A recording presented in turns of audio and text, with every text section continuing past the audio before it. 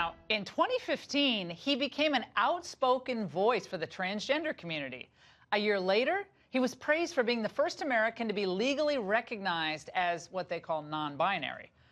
Jamie Shupe was the darling of the LGBTQ world. Instead of recognizing, though, a desperate cry for help, doctors, judges, and activists used him to advance their cause, he says. They took advantage of his vulnerability as an Army veteran suffering from PTSD to break barriers.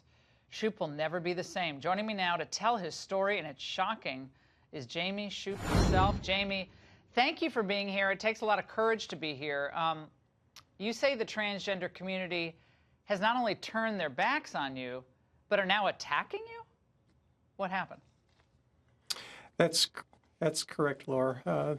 The minute you denounce anything transgenderism-wise, you're automatically an outcast.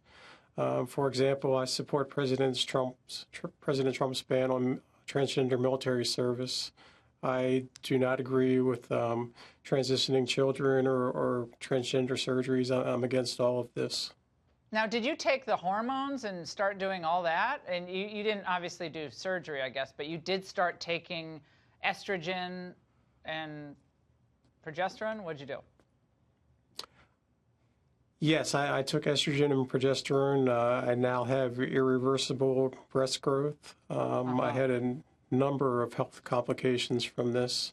I now have bone density problems. I've had kidney problems. And at one point, my mental health was so destabilized by the hormones that I had 2 stays in a psychiatric ward because of it. Do you think this kind of push is being used broadly, more broadly? I hear from a lot of people, and you see a lot of examples. Heritage Foundation did a big panel of feminists who are actually really upset by this because they think people are being kind of pushed into this, this kind of view of life and transgenderism before they really kind of know who they are, or is that wrong? No, that's completely correct. My hat is off to the Heritage Foundation because it's really the only place that people such as myself and these radical feminists are getting a voice. We've been completely silenced by the left. As you said, I was previously a transgender media darling, and now the New York Times doesn't want to talk about me anymore or even acknowledge that I exist because I no longer support this stuff. Yes, the conservatives are to be commended for what they're doing to help children. Have you talked to other people who began transitioning and maybe even did transition? Have they reached out to you? If they have regrets, do they look to you for advice or just to share a story?